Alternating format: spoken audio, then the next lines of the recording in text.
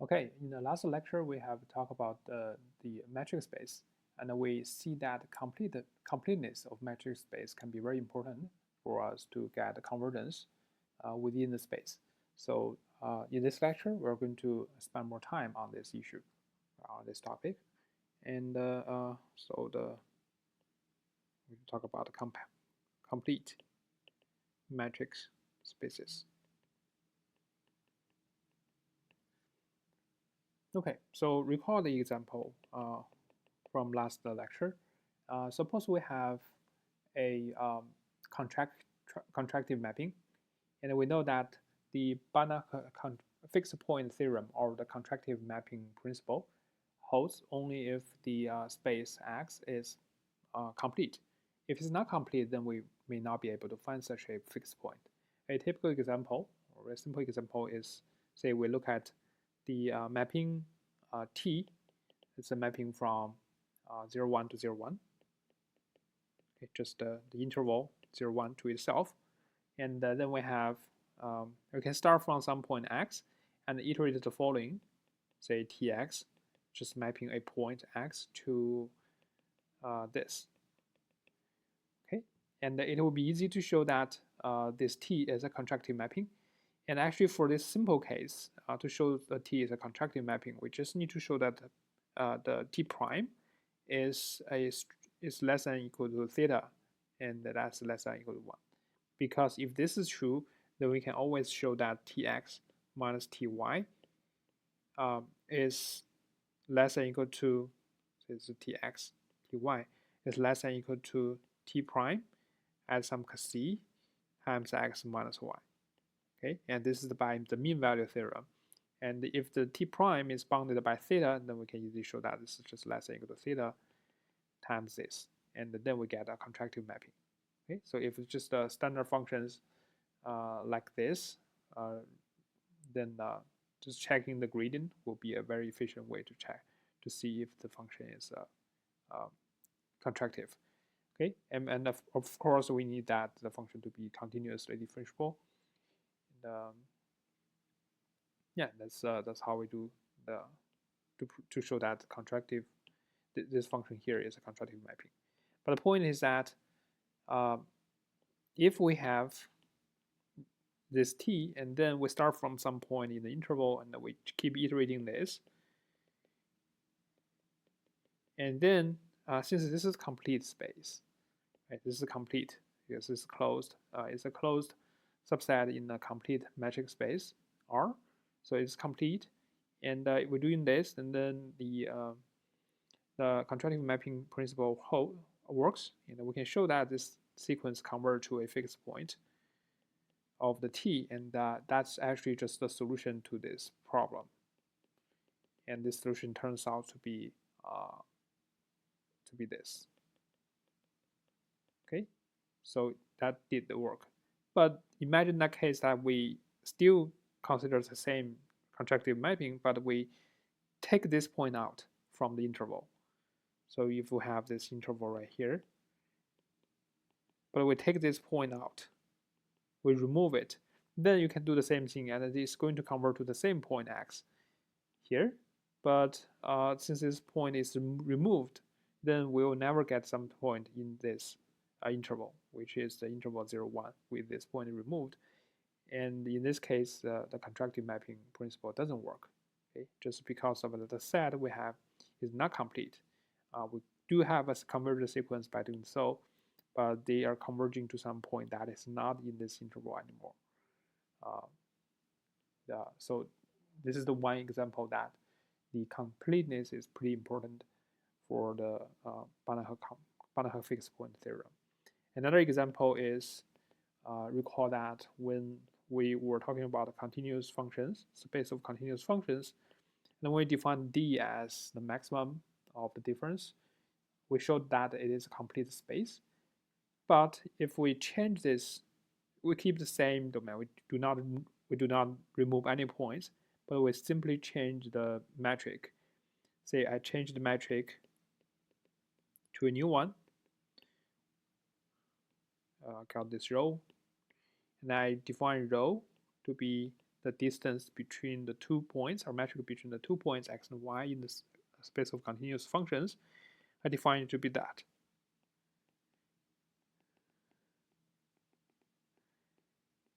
And then, although I still have a metric, it's very easy to show that this is a metric. It satisfies the 3 conditions of the metric space for the metric.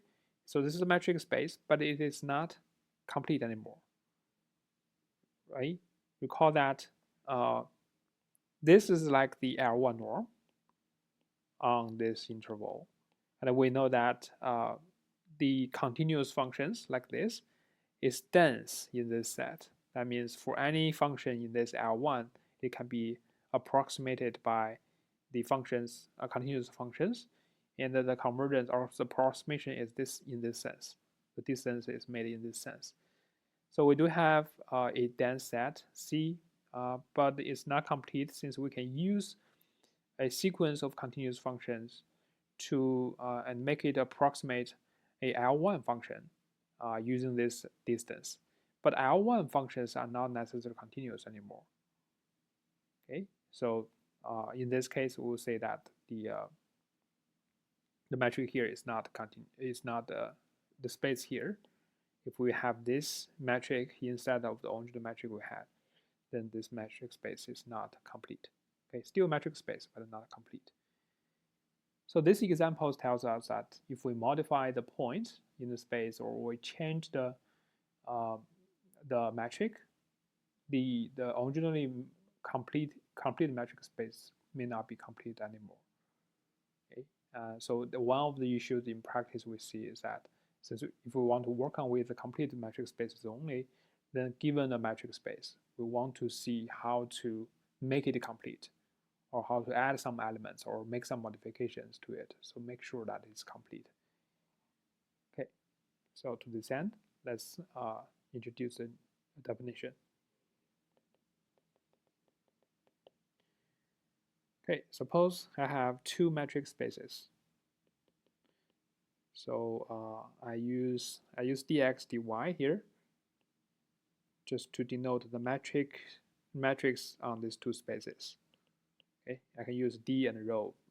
Let's just use this to be more clear. So let this be 2 metric spaces, and then if there is a mapping T, it is a mapping from X to Y, such that first the T is onto, or T is the surjective. Okay, sometimes we say that this function, its mapping is onto, or sometimes we write that the Tx, which is the range or the image of X, is equal to Y. Okay, then they are the same thing. So it's the same as we say that T is a surjective. The second is that if I have 2 points, X and X prime in the space X, the distance between them in the space X is equal to the distance between the mapped points, which are Tx and Tx prime. But this is in Y now. Okay, so it's the metric in Y. So if these distances are kept for any pair of points in X, then we say this T an isometry. Then T is called an isometry. And in this case, we say that X and Y are isometric.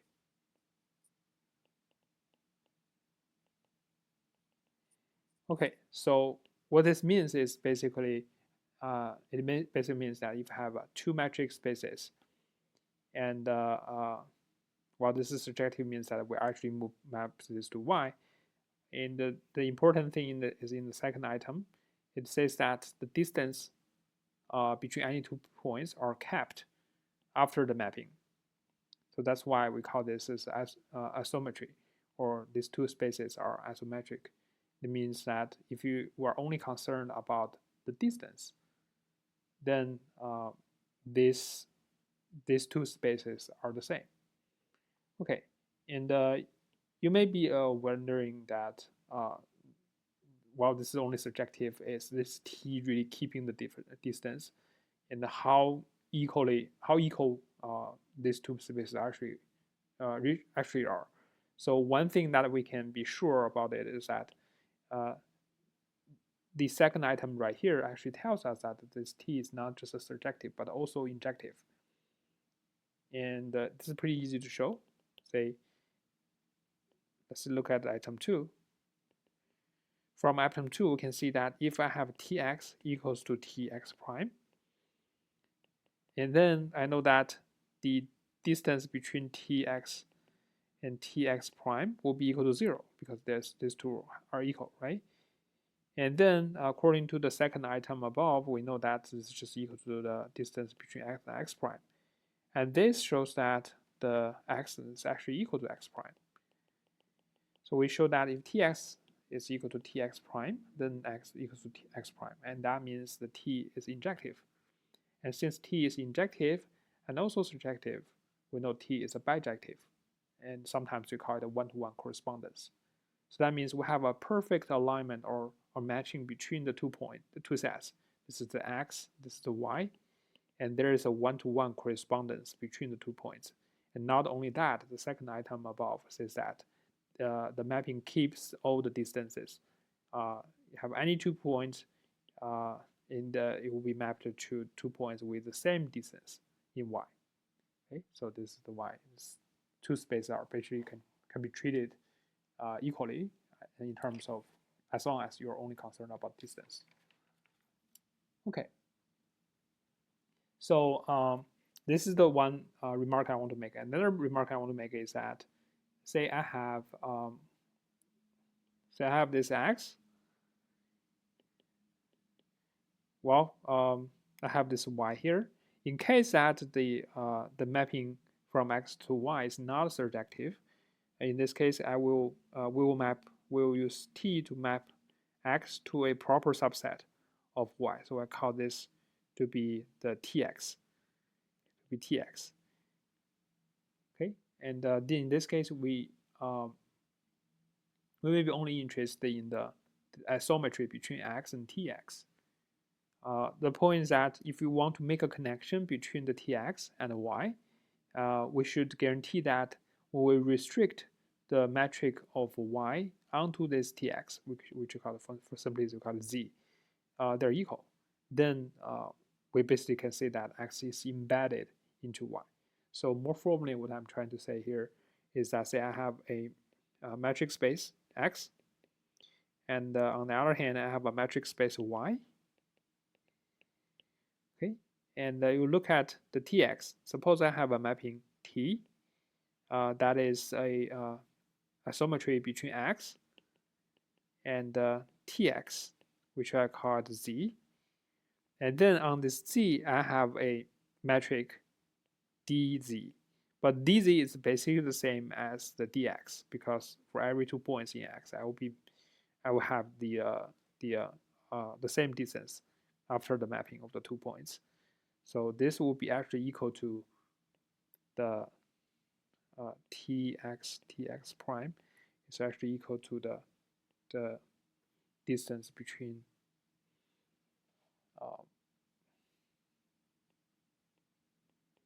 x and x prime. Okay, now I have a subspace z in y, and this subspace has its own metric dz. And if the y, if we restrict the metric in the original space y onto this subspace z, and it's equal to just the dz itself, then we can say that this x is basically equivalent to the tx here, and not only that, the metric is kept from x to this tx, and also the metric is compatible with the metric in y. Okay, since when we restrict the metric in y onto this subspace z, we'll get the same metric as in z. Okay, so in this case, we basically can identify this x with the tx, and we see that x is embedded in y. Okay. So next, let's recall a definition that you probably have seen before. It's called a dense set. So suppose the X and D is a metric space.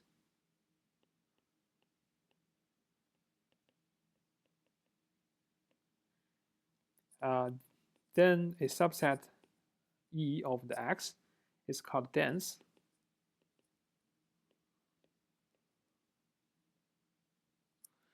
So the dense subset of X,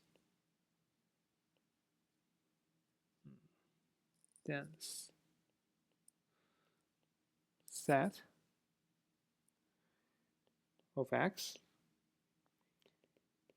if for any epsilon greater than 0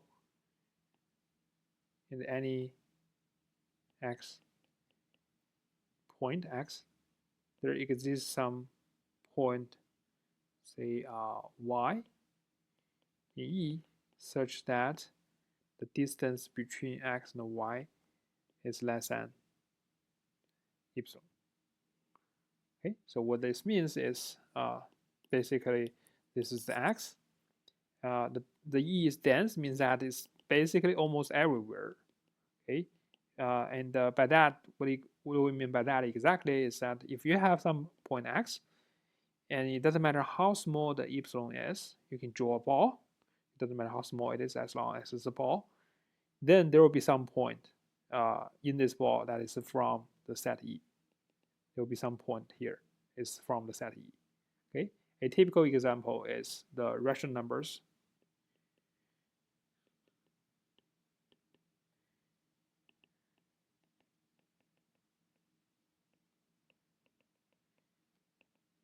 Inside R, right? We know that this the set of rational numbers is dense in R. Actually, the set of irrational numbers are also dense in R. This is a very typical example for dense sets. But right now, we can carry out this definition for general metric space. It just means that for any point, you can draw a ball arbitrarily small, such that in this ball there will be some point from E. So basically, you cannot avoid the points in E. Okay. So basically, almost everywhere. Okay, a typical example, besides the one I just mentioned about the irrational numbers, another example, a popular example, is the space of polynomials over interval. So say the P AB, this is a mapping from the interval AB to R, and F is a polynomial. Okay, arbitrary order. The degree can be arbitrary, but it's just as long as it's a polynomial, you can put it into this P. And by the Weierstrass theorem, which you see in analysis, we know that this P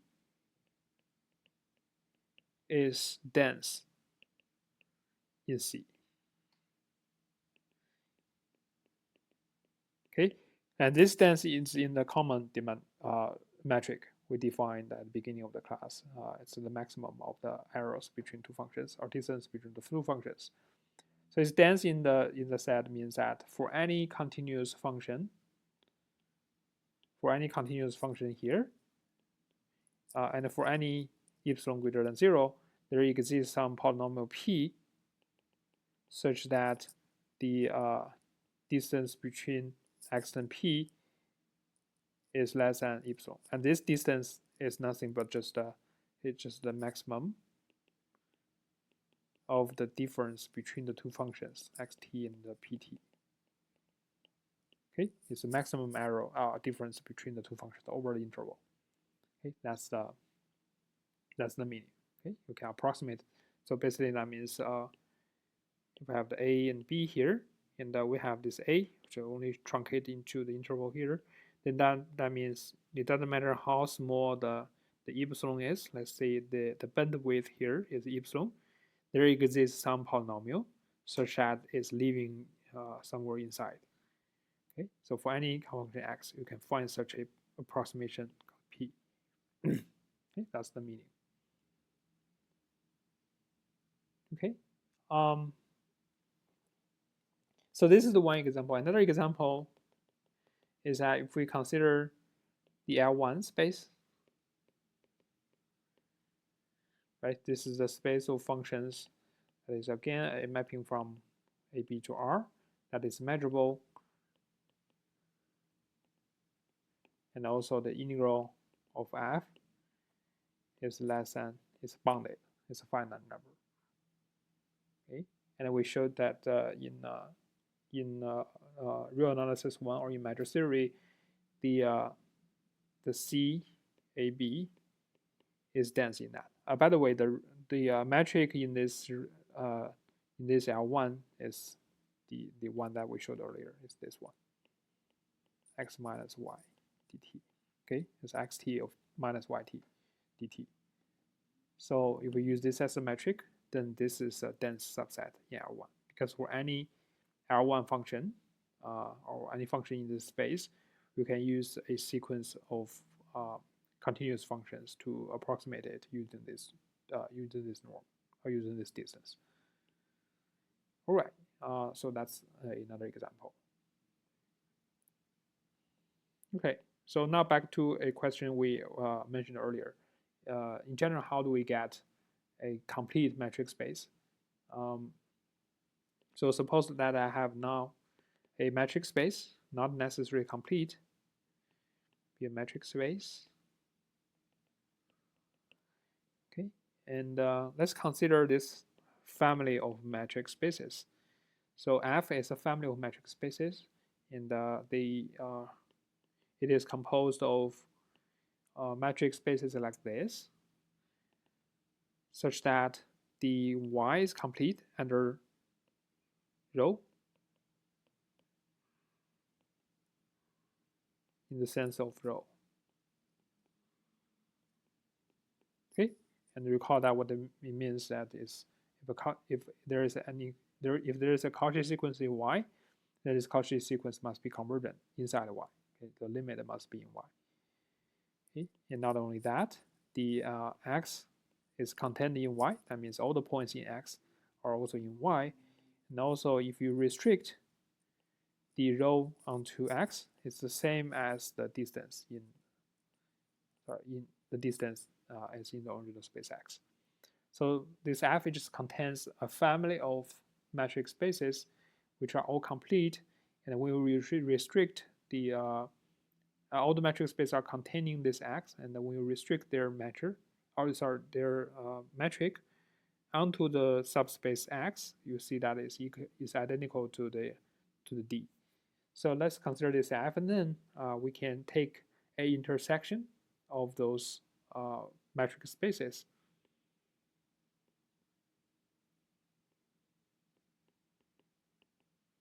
And then this will be also a complete metric space. It will be easy to show. That it's still a complete metric space, and also this X, we denote this X bar by this intersection, and this X bar is called completion of X. So basically, X bar is the smallest complete metric space containing X. Okay? So this is called the completion of X. Okay, and whatever metric on this, we will restrict it to X. It's the same as X. But actually, there's just include those points that were the limit points that were not originally X. So all those points we're adding into this X to form this X bar are the points, are the limit points of the sequence in X. Okay, so that's the meaning of the completion. So usually, when if we were trying to work on a metric space and we need completeness, then we basically just work on the completion of X instead. Okay, one theorem that I'm going to mention below is that, actually use the capital letters, is that in some cases we can automatically get a completion if the following is true.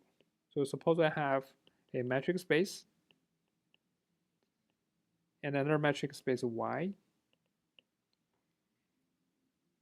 Okay, And suppose the X is dense in Y.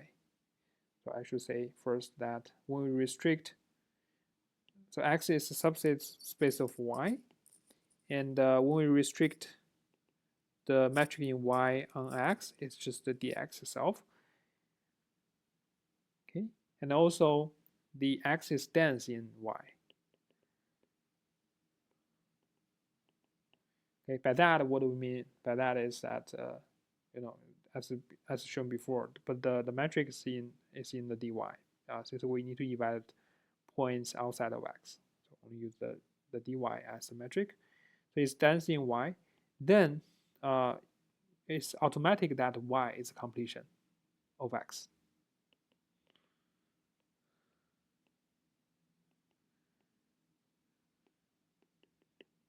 Okay, in other words, Y is equal to X bar. Okay, so the proof of this is it's not difficult. I think the way that because the X is dense in Y,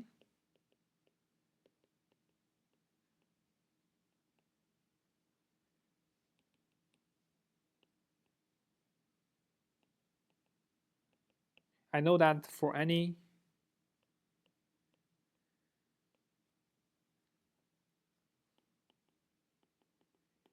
we can actually find a sequence of points in X that converge to Y. Okay, there you can see a sequence xk such that the sequence xk converge to Y. Okay, apparently the convergence is in the dy sense because the Y is actually may not be in X. Okay. So now let's consider any other metric space. Let Z, dz be a complete metric space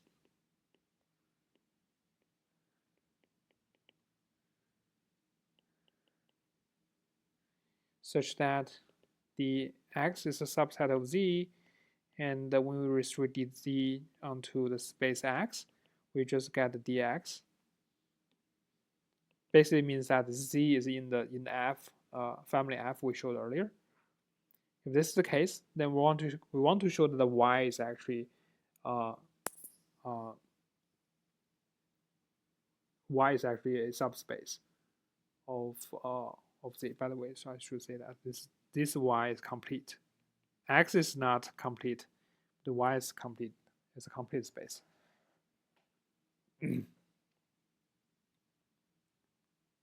Okay.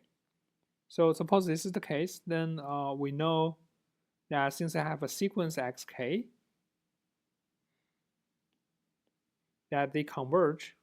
So they converge means that they are Cauchy. And since they are a Cauchy sequence in X, and X is a subspace of Z, so they must be also Cauchy sequence in Z as well. Okay, since the metric will be the same when we restrict ourselves to X. So the xk is also a Cauchy sequence in Z.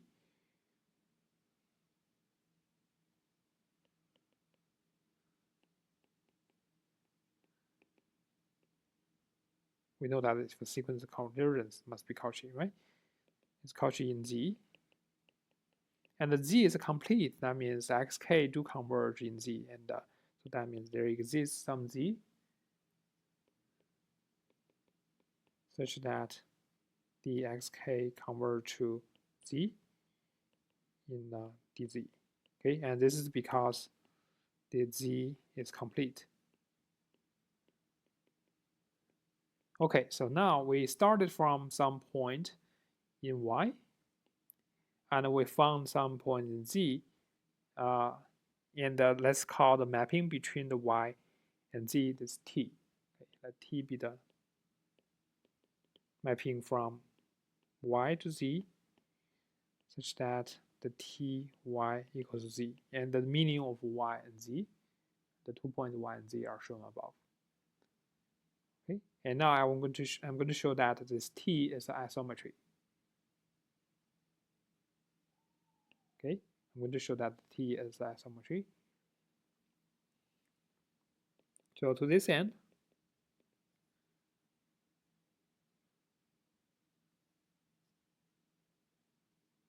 should I?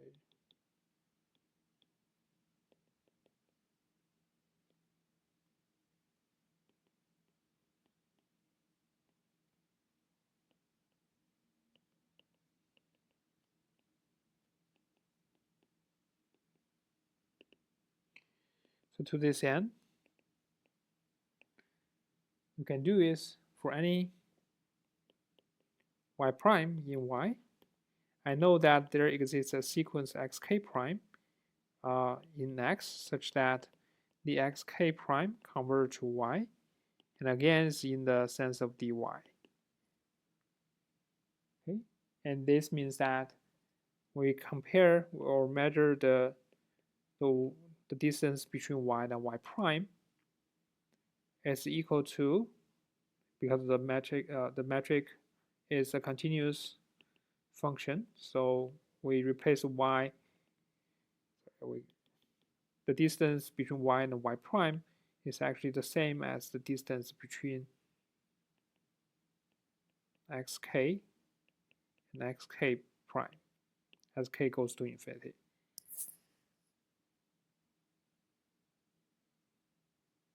Okay, because xk goes to y and the xk prime goes to y prime. So when we take the limit here, then they should be going to that. And remember that when we restrict ourselves to the space of x, since these are all points in the space x, the metrics are the same. So using dy or dx doesn't matter.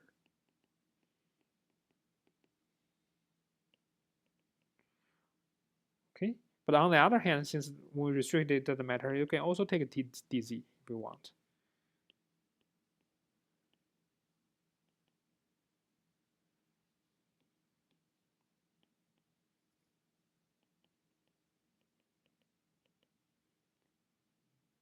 Okay, and when we take the dz, then we know that the sequence xk will converge in the space z, and they are converging to this z here. And we know that this z is denoted by the y, is a mapping from the y. So this first one is just the dz of ty, and second one is just the ty prime. Okay, because the limits xk prime actually converge to some z prime. But by the definition of this mapping t, it's mapping the point y, which is the limit of the xk, to another point z in this space z, which is also a limit point of the xk, just in the sense of two different metrics. But this last equality is true. And by this, we can see that this is isometry, right? Because the t doesn't change the metric, so it's isometry.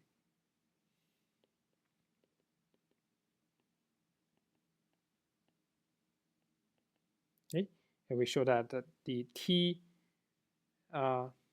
from y to z actually is not necessarily onto, but the t y must be a subset of z. And when you consider the t from y to ty, this is onto, and also it's isometry as we showed here. So that's why this y is just isometric to the ty, or we say the y is embedded in z. Okay, so it's a subset of the z. So we show that for any complete metric space z, which contains the x, and when we restrict the metric onto x is equal to dx. So basically for any of this thing in the F, we show that the y is in here. Y is contained in this. So that means y is the smallest complete metric space contained in the X. And by the definition, this y is just completion of X. Okay. And this is the way to show that to get a metric space without doing the intersection as before, as in the definition. But as long as you can show that a metric space is I would say it's a dense subset of a complete metric space, and the metrics are compatible as it showed in the statement here, the theorem here, then the y is automatically a completion of x. Then we can just work on y instead of x, as long as we want to complete this. And if we do not have this y, it is still guaranteed that there is a metric space. Every metric space has a completion. Okay? Every metric space has a completion.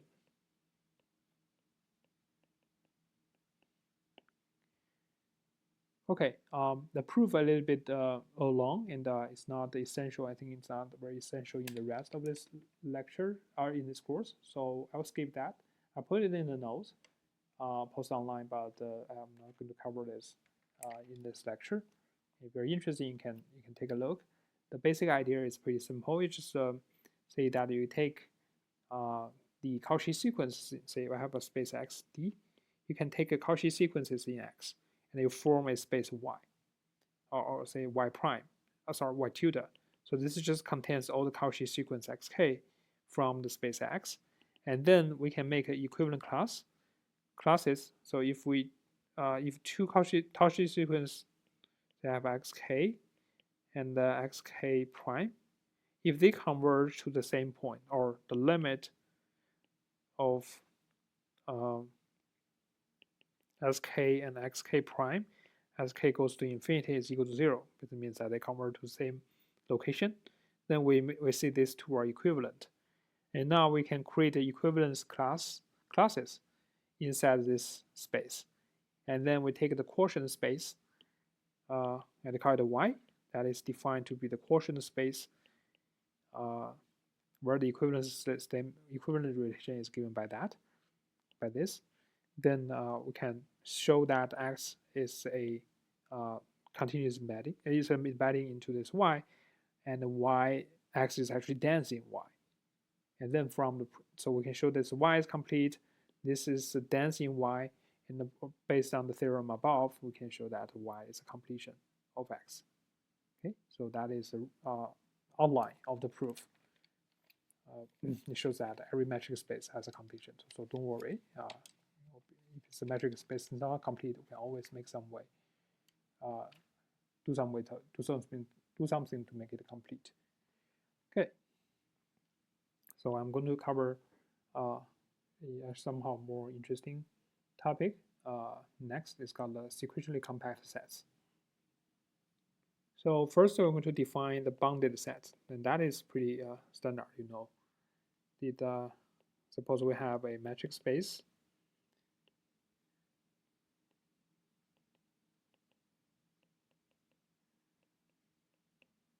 We say that the set E, subset E of X is bounded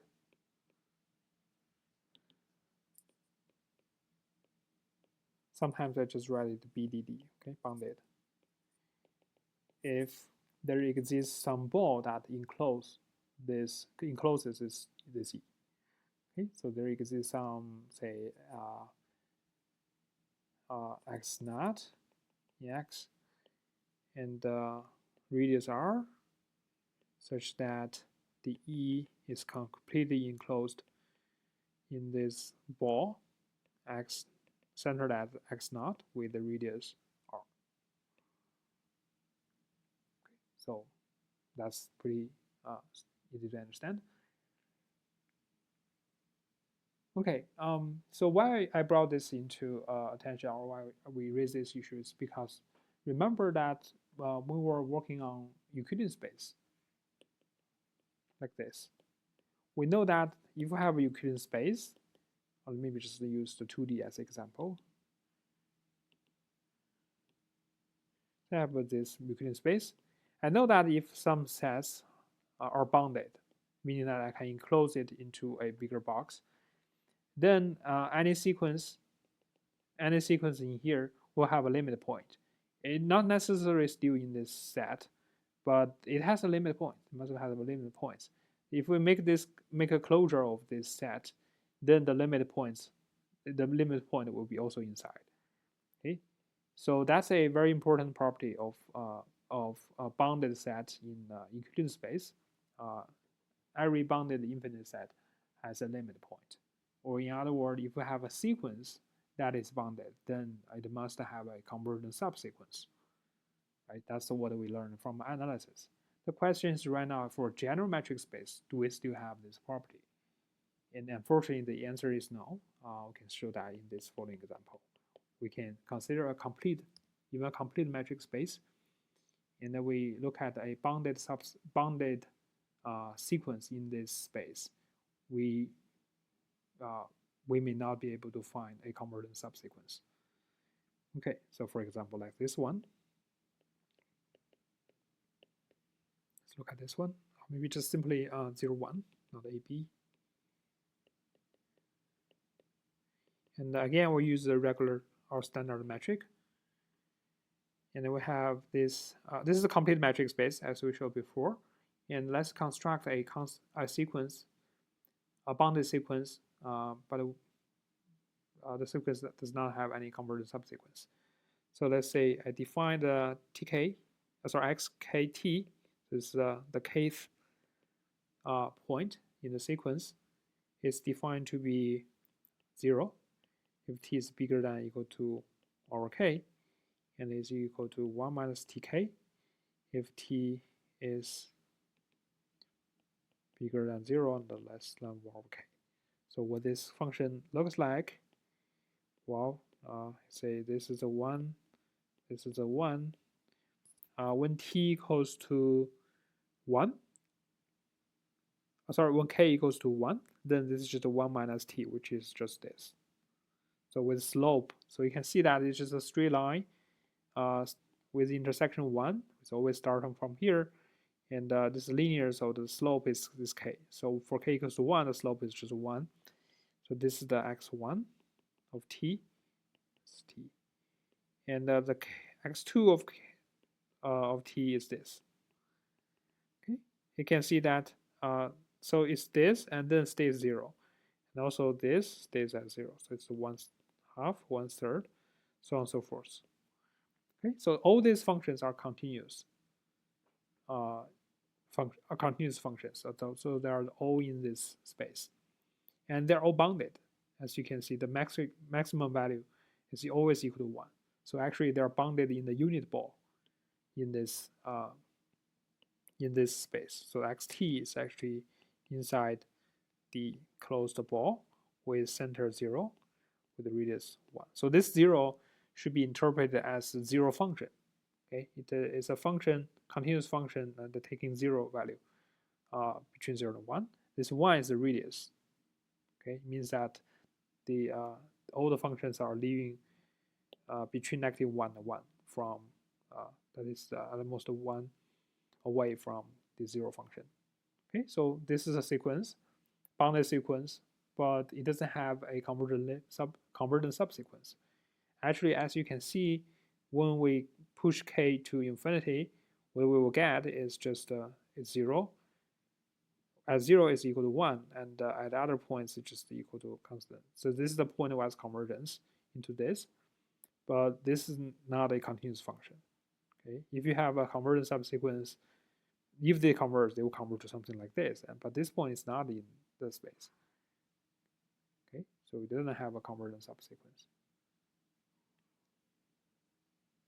Okay, so we run into issue that for general metric space, we won't have the boundedness. It doesn't mean that it contains or it has the sequence in there has a limit point. So in this case, how do we accommodate this issue? We are going to introduce a new definition called sequential compact. So let Xt be a metric space. Okay, and E is a subset of space of X. It's called sequentially compact.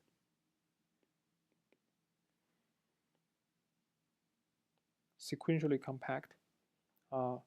If every sequence in X, in every sequence in E has a convergent subsequence, in E.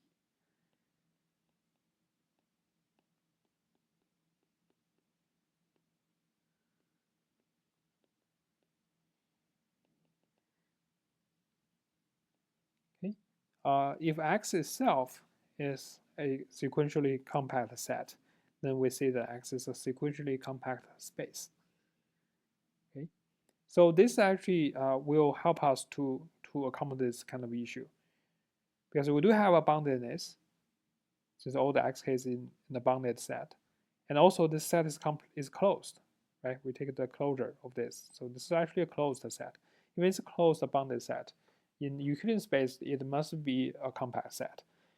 And but for this general metric space, it's not necessarily so. We just said that the xk doesn't really convert to any point in the space. Okay, and this is why we brought up this new concept called sequentially compact. And for every sequence, if it has every sequence has a convergent subsequence, we call this set E sequentially compact. Okay.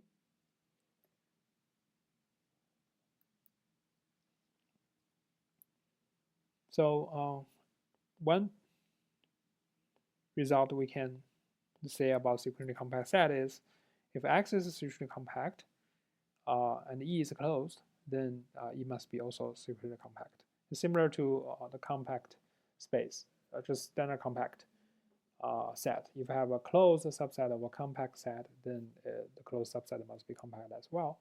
So here we're going to have something similar.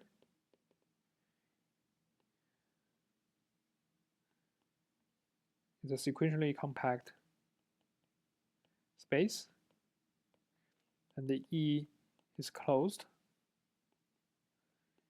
in X, then E is also sequentially compact.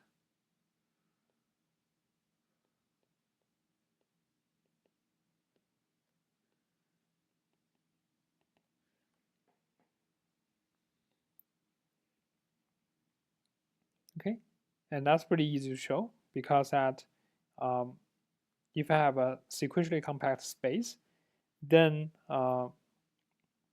any sequence in X must have a convergent subsequence. And similarly, if there's any convergent, if there are any sequence in E, then it must have a convergent subsequence. But because E is closed, so if there's any limit point of the sequence in E, that limit point must be also in the set E. So that's why this E is sequentially compact. Okay. So I'm not going to prove that. It's pretty straightforward to show. What I'm trying to say here is that a sequentially compact space is complete.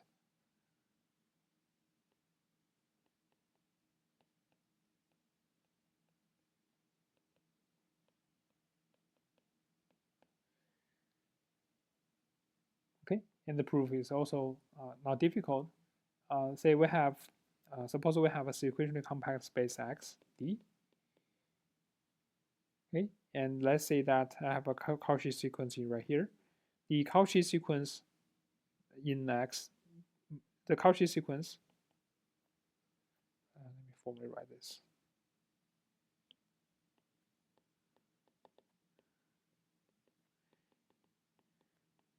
Let this space to be sequentially compact. And this xk is Cauchy. And because it's Cauchy, we know it is bounded. Okay, and this is bounded according to the previous theorem.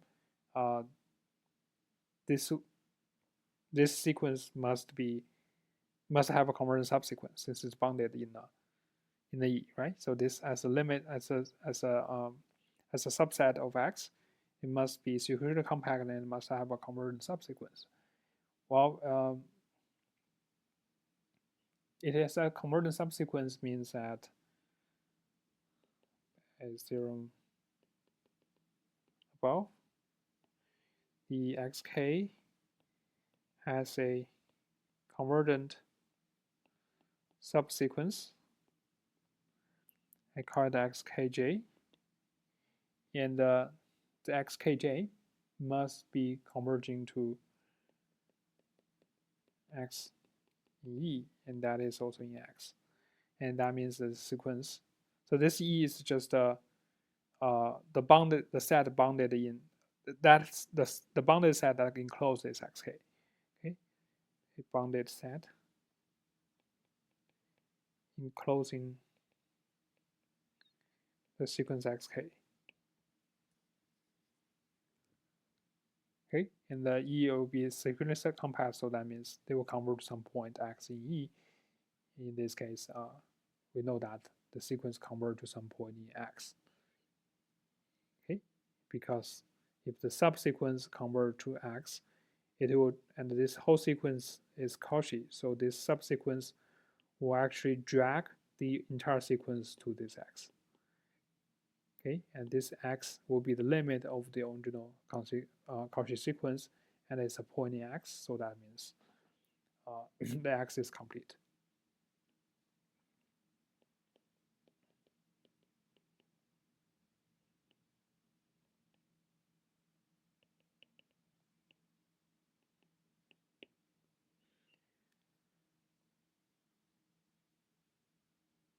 Okay, so we have the boundedness, as we said earlier. We have a bounded set in a complete metric space. It is not necessarily compact. Okay, it's not necessarily compact or sequentially compact. So that means the boundedness itself is not as strong as sequentially compact in the general metric space. Even the metric space is complete. So what is an equivalent statement? Similar to boundedness, but is stronger than boundedness, such that it's equivalent to sequential compactness. And this is called the totally bounded. Okay, it's stronger than bounded.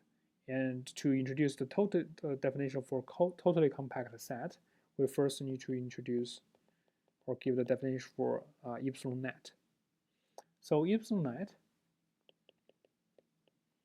again, let's have a metric space. Okay, and let's say that M is a subset of X.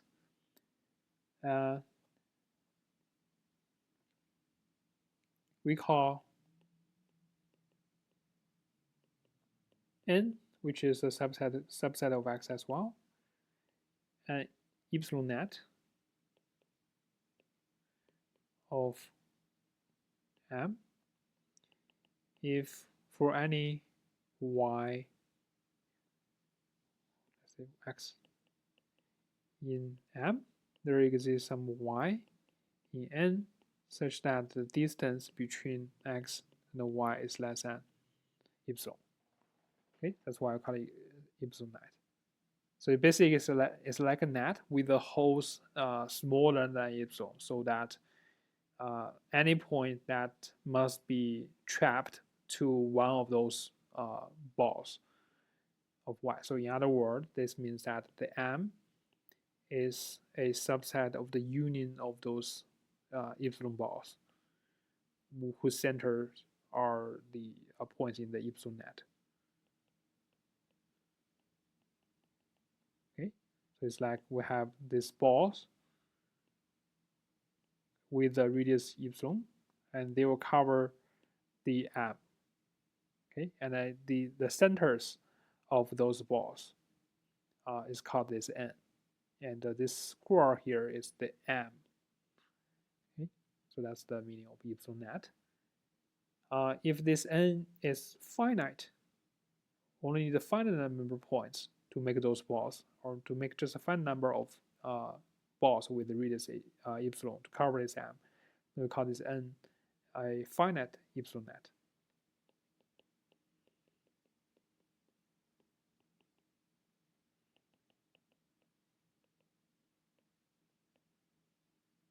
Called a finite epsilon net. Okay, so with this, we can define the totally bounded sets.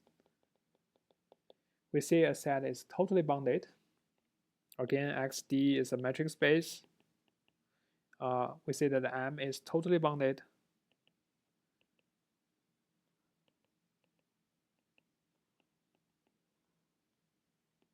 totally bounded in X if for any epsilon there exists a finite epsilon net of M.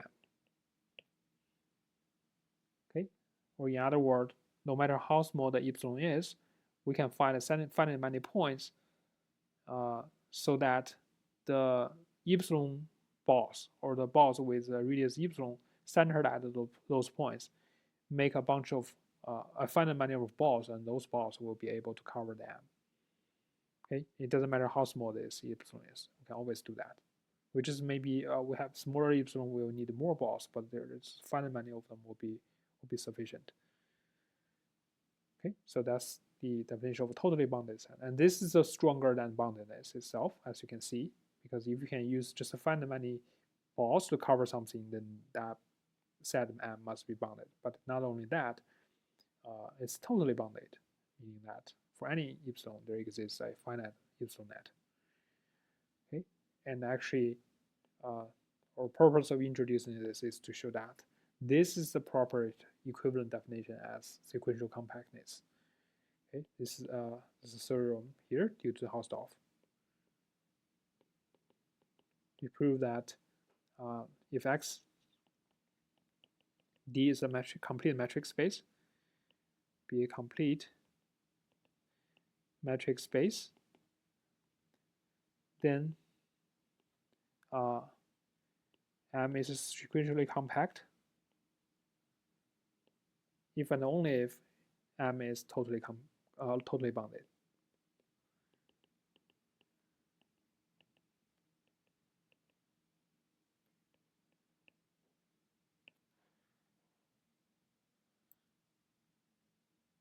Okay, so let's show how to prove this.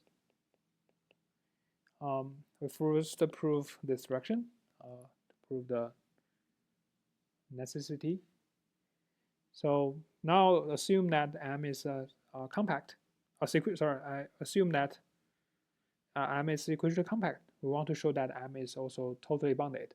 If not, so let's prove by contradiction. If not, then that means for some epsilon, or for some epsilon positive, there is no finite epsilon 0 net. There is no finite epsilon 0 net of M. And what we mean by that is that we will not be able to find a finite number of points, so that by making balls with the radius epsilon at those points, we can cover M. Okay, so with this in mind, let's just pick up any point in M. Say pick x1 in M.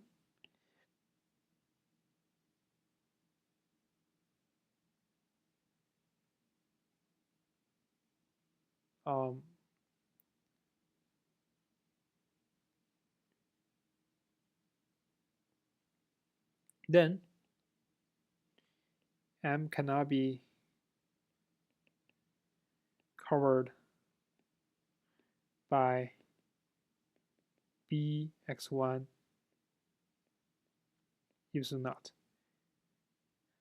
And the reason is, if we were able to use just this bx1 epsilon naught to cover M, then this x1 will be a epsilon 0 net. Okay, just 1 point will be able to cover M. Okay? And that is not what we assumed. Okay, so it's not going to cover, this ball is not going to cover M. That means there will be some point in M, but it's not in this ball. Okay, so that I'm going to pick x2, which belongs to M, minus the bx1 epsilon naught. Okay, and because the x2 is another point, and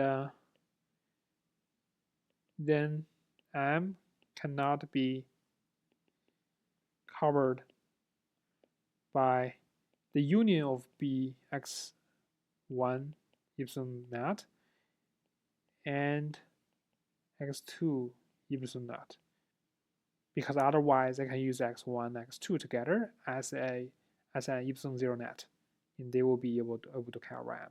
and that's again not what we assumed. So that means there will be point x3 that's also in M, but it's not in the union of the two.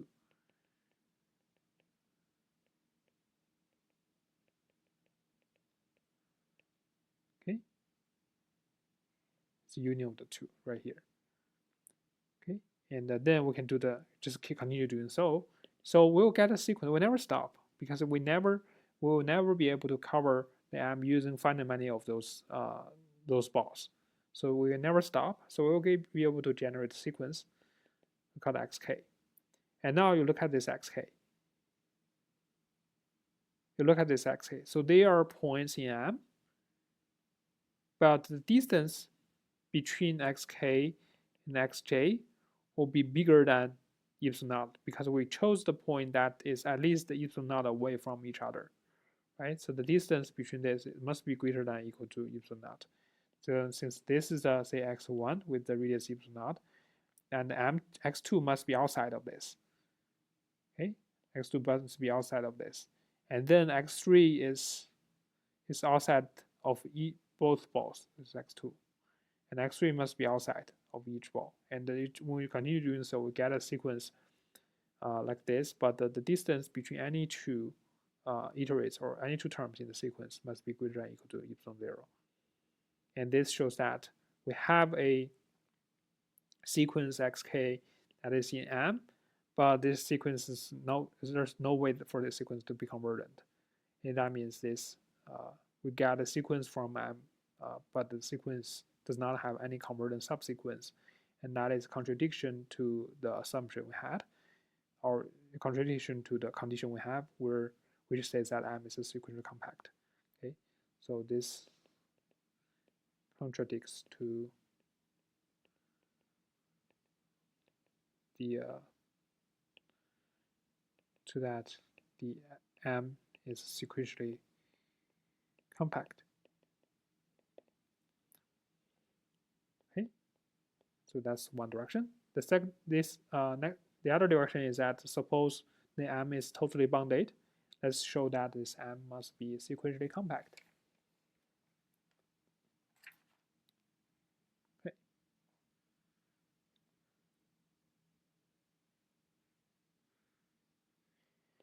So first of all, let this xk to be a sequence.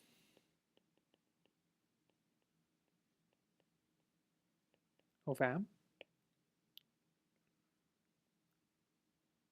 Okay, because M is totally bounded, that means for any epsilon, there exists a finite epsilon net for M.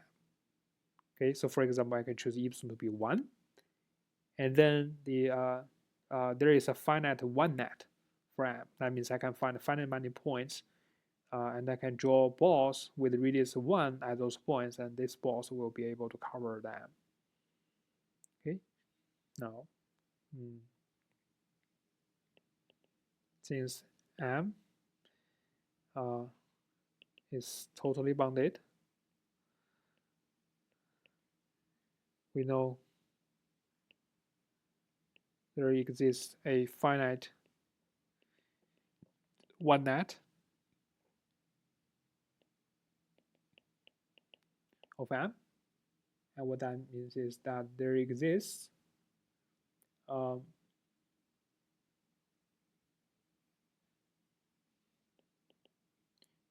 finite many points such that there will be able to find finite many points, and we draw balls with radius 1. Each of them has a radius 1, and these balls will be able to cover M. This is the M here. Well, if I can use the finite many balls to cover M, and right now xk is a sequence in M, so it's a it's a infinite many points in M, but this infinite many points in M, not just this infinite many points, but also the M itself can be covered by finite many balls. So that means the infinite many sequence, the infinite sequence must have a subsequence in one of these balls, right? So that's why there must be exist some y, I call it y1 in X, such that this sequence by1 with the radius 1 contains a subsequence of m. A subsequence of xk. Okay, the reason I just mentioned that you only have finite many balls to cover it, so at least a subsequence falling into that ball. Okay, so now because this is still subsequence of subsequence here is still a sequence in M, and since M is totally bounded, we know that we can look at the 1/2 net, which is still we can still find a finite 1/2 net or 0.5 net of M, and then we call that there will be one of those balls that contains a subsequence of this subsequence. Okay, so I call the first subsequence to be xk1. It means that is the 1 means that the sequence I got. The k is the iterates. The k is 1, 2, 3, 4, so on and so forth.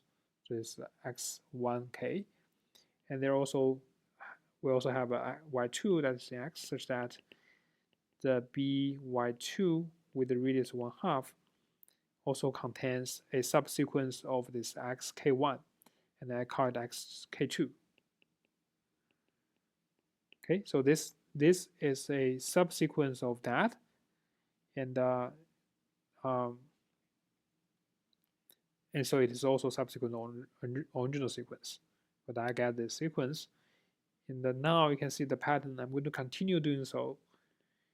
Eventually, I'll get for the yk, there will be a ball centered at the yk with the radius 1k, 1 over k, and I'm going to call this xk.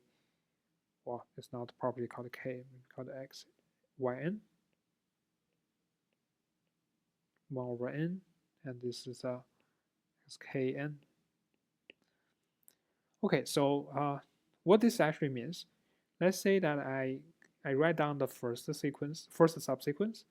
I call it x1, 1, x1, 2, x1, 3. I know that this all belong to, this entire sequence belong to by1, 1. So centered at the y1 with the radius 1. And then from this subsequence, we got a second sequence, x2, x1, 2, so x2, x2, 1, x2, 2, x2, 3, so on and so forth. Okay, then this will be in the by2 with the radius 1/2. Okay, and then I continue doing so. I got xn 1, xn 2, xn 3, so on and so forth, and that is in byn 1 over n. Okay, and not only that, we see that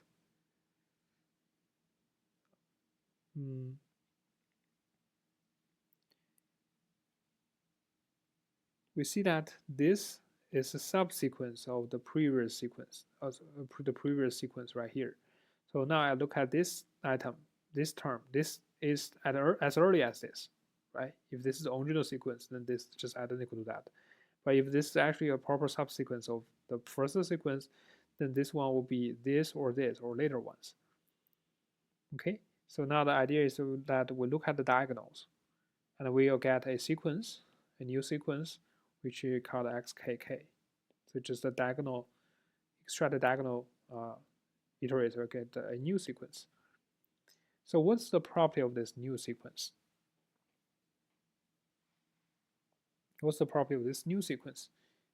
We can see that for any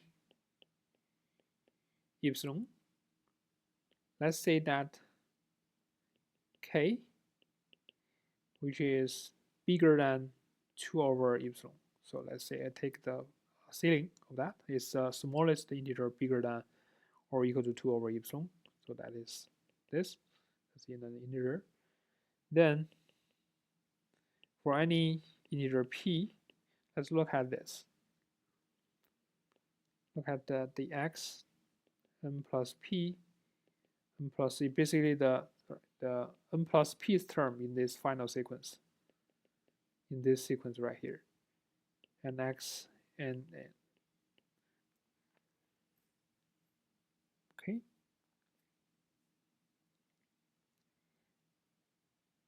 So I know that the distance between this sequence,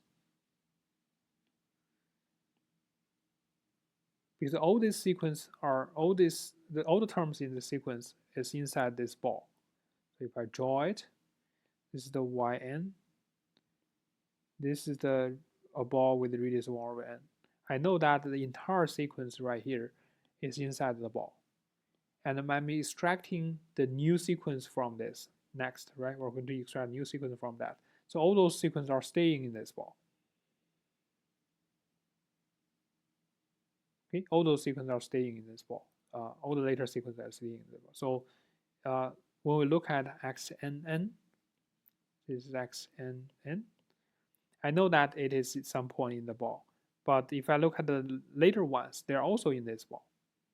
Okay, so now I can use this to measure the yn, to measure the distance between these 2 points. It is less than or equal to x n plus p n plus p.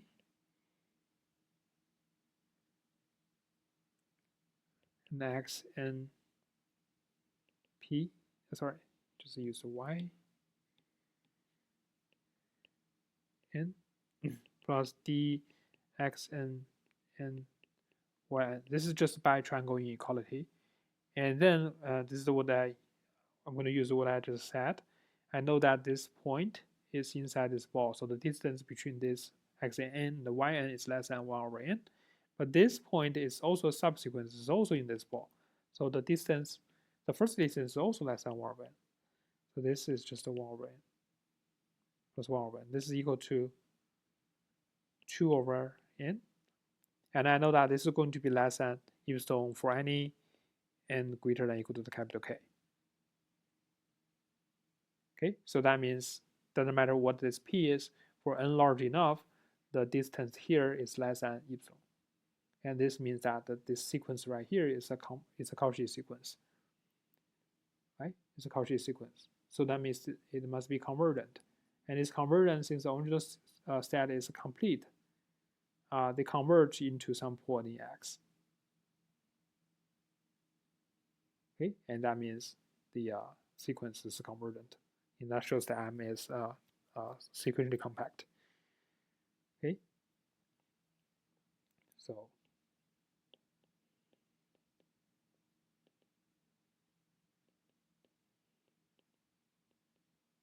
it's Cauchy, hence you can see it's X, such that the xk and actually convert to x as n goes to infinity.